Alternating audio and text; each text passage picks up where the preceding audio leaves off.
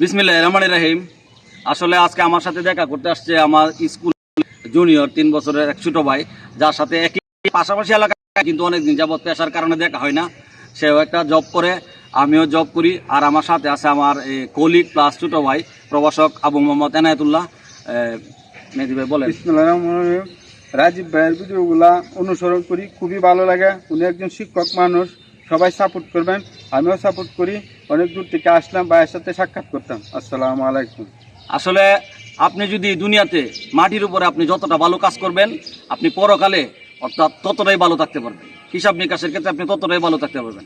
আর আপনি যদি জেনে শুনে অন্যায়ভাবে কারো অধিকার হরণ করেন, আপনি যদি জেনে শুনে কাউকে তার প্রাপ্যটুকু থেকে বঞ্চিত করেন, তার প্রাপ্যটুকু কেড়ে নেন, সেটা আপনাকে দুনিয়াতে আখিরাতে উভয় জায়গায় বুক করতে হবে।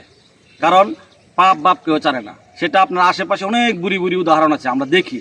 তাই আমাদের প্রত্যেকে নিজেকে ভিতর থেকে ভালো করতে হবে, শুধু উপর দিয়ে ভালো হলে হবে না। আমরা এমনিতে বিভিন্ন ধরনের বিভিন্ন ফাংশনে কাজ করি, কিন্তু অনেক জায়গায় অনেকে আছে উপর দিয়ে ভালো বোঝায়, কিন্তু আমাদের ভিতরটা আগে পরিষ্কার করতে হবে।